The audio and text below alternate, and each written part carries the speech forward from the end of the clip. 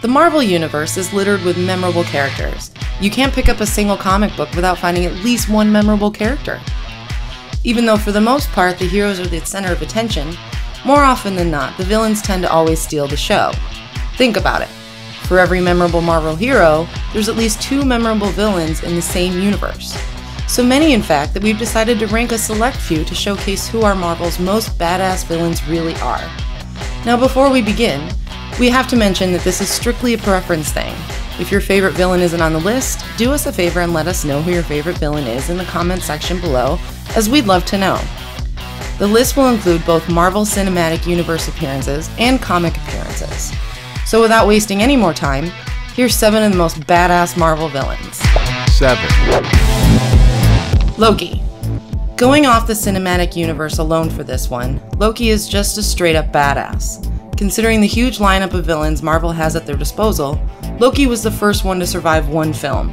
I know, bit of a pointless fact, but think about it. Ironmonger, dead. Red Skull, unknown and has yet to return. Whiplash, dead.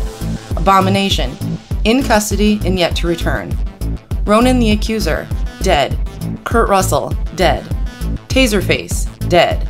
Now obviously more villains have survived their initial appearance in Marvel films, but if you were a villain in one of these early cinematic universe films, you had a slim to no chance of making it into a sequel, as you'd either be in jail or in the ground.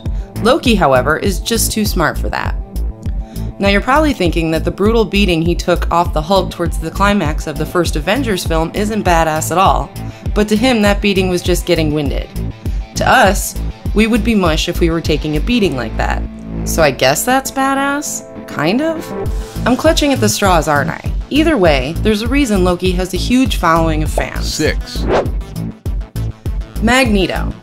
Say what you want about the Fox Marvel films, but you've got to admit they knocked it out of the park with some of their X-Men films, and they certainly knocked it out of the park with the portrayal of some of Marvel's most memorable characters like Professor Xavier, Wolverine, and of course Magneto. Having been memorably brought to life on the big screen by Ian McKellen and Michael Fassbender, he's easily been the most successful villain to feature in the X-Men movie universe so far, and is arguably one of the more memorable villains in any Marvel film, which is actually impressive considering some of the villains that have appeared in Marvel films over the past 18 years. Putting aside his film appearance for a minute, it's easy to see why he's a badass just by his powers alone, as he has the ability to manipulate, levitate, and decimate his enemies using magnetic powers, making anything in sight that's made out of metal a weapon. So if you're fighting him in the city, you're gonna have a tough time. Oh, and bear in mind, he's in his 80s and he's able to kick most Marvel heroes' asses with ease. If that isn't badass, I don't know what is. 5. Killgrave. What's that? You've not seen Jessica Jones yet? What are you waiting for? One of the biggest reasons to watch that show is David Tennant in the role of the series villain Killgrave. He is absolutely outstanding. In the cinematic universe, I don't think there's a villain nearly as despicable as Killgrave. As the mind-controlling, problematic man haunting Jessica Jones, Killgrave truly doesn't have a care in the world and simply has no moral compass. As the series progresses, and bear in mind there's only 2 seasons so far, so he's already made such a massive impact, he only gets worse and worse. He does exactly what an on-screen villain is supposed to do. He constantly makes you root for the heroine. In today's media, a lot of people tend to root on the villain more than they would root on the hero. However, you simply can't help but hate Killgrave. 4. Doctor Doom. Poor Doctor Doom. That's twice he's been featured as the main villain of a Fantastic Four film, and both times it sucked. It's a shame really, because Doctor Doom is nothing short of badass. Victor Von Doom. The ruler of Latveria has an unmatched lust for power, and he's willing to go to any lengths to reach his goals to make his visions become a reality. Doctor Doom easily ranks as one of the smartest beings on Earth. I mean, he's a doctor after all, not to mention he invented the universe's first known time machine. As well as one of the most powerful sorcerers in the Marvel universe, as his abilities are often compared to that of Doctor Strange, the Sorcerer Supreme himself. Hopefully with the rights to the Fantastic Four being purchased along with the rest of 20th Century Fox by Disney, the owners of the Marvel Comics and the Marvel Cinematic Universe. Dr. Doom can make his triumphant return to the big screen under much better circumstances. 3. Galactus. Just ignore that appearance in Fantastic Four: Rise of the Silver Surfer. Let's pretend that never happened. In fact, let's pretend that none of the Fantastic Four films exist because clearly they couldn't do any of the villains any justice. I mean, why on earth would you turn a destroyer of worlds like Galactus into a freaking Amber Alert warning on your local weather report? And we digress. For those of you who don't know, Galactus is an all-powerful being tasked with serving cosmic consonants. Or to simply put it, he eats entire planets as a way to make sure that the universe stays healthy. Now it seems like he's doing a good thing by protecting the universe from being unkept and unhealthy, but try telling that to the people who inhabit a planet and he's eyeing up for a brunch. For Marvel's heroes, threats don't come bigger or more dire than Galactus. Galactus has eyed up planet Earth several times since his comic book debut back in 1966 in Fantastic Four issue 48. Each and every time he appears for the dinner rush, the only thing to really defeat him is out-of-the-box thinking. He is a titan among villains in the large universe as Marvel. Much like Dr. Doom, here's hoping that with the purchase of 20th Century Fox that we can finally get Galactus into the MCU. 2. Carnage. I am so glad Carnage is making his big screen debut in the upcoming Venom film. Unfortunately, however, it's not in the MCU, but hey, we'll take what we can get, damn it! As his name implies, Carnage is exactly that, carnage. Carnage was first introduced in the Amazing Spider-Man issue number 344 back in March of 1991.